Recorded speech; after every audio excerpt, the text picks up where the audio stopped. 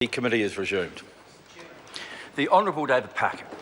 Thank you, Mr Chairman. I would like to speak to the title of this bill,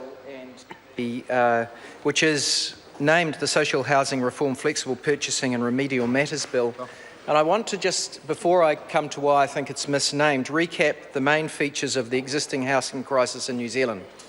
First of all, we've got the lowest rate of home ownership in over 50 years in the private ownership market.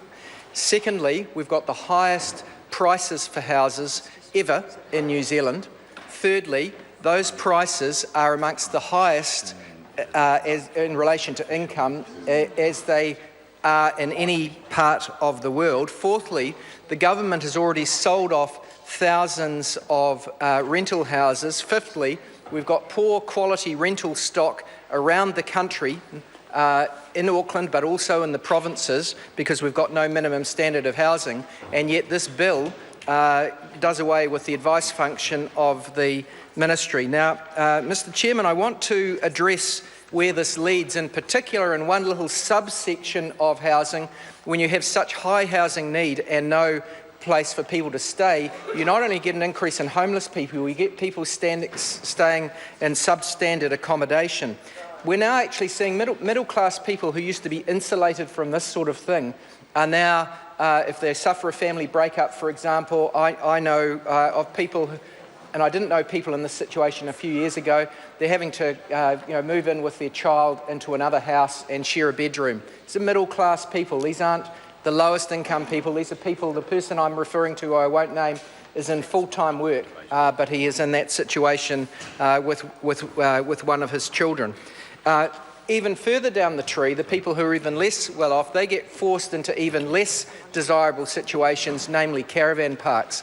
And I want to just reflect on where this is heading in New Zealand, because we have more people than ever living in caravans and caravan parks.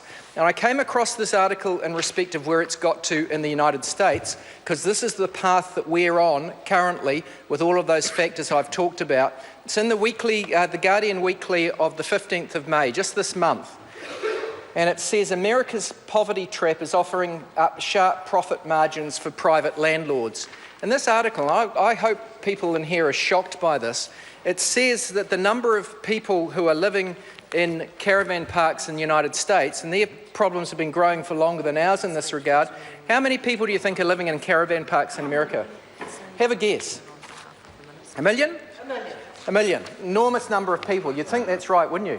Do you know that the answer is 20 million people? 6% of the American population now lives in caravan parks, and it's become a big industry for the big end of town, because who rent? They don't even own their caravan in their caravan park. 6% of all Americans now live in caravan parks. And I would hope that the housing officials that are sitting there looking at this would be ashamed of their bosses who are forcing this legislation through the House to say that they can't give advice about that's where this trend ends in New Zealand. And that's why this bill should be named something different to being about remedying social housing problems. It actually makes them worse. And it should be about the trend towards caravans, because that's what's happening in New Zealand. Paula Bennett, who should hang her face in shame in this House, refers people to the local caravan park in Western Auckland. In West Auckland and South Auckland, the camping grounds are bulging at the seams because New Zealanders, some of them in work, have to live in camping grounds. And we're going under this government in the same path that America's got, where they've now got 20 million people living in caravan parks in one of the wealthiest countries in the world. And we're one of the wealthiest countries in the world too. And we've got increasing numbers of people living in cars,